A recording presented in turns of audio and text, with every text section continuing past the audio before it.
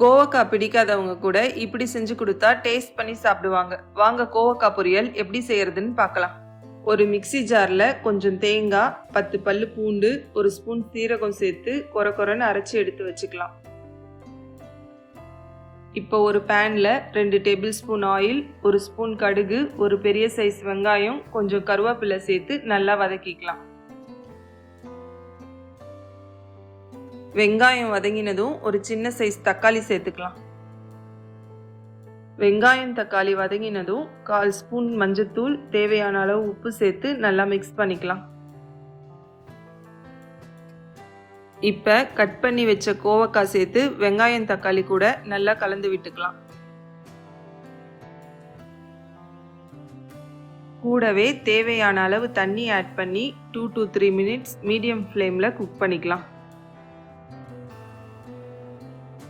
இப்போ ஒரு ஸ்பூன் குழம்பு மிளகாத்தூள், 1/2 ஸ்பூன் காஷ்மீர் மிளகாத்தூள் சேர்த்து வதக்கிக்கலாம்.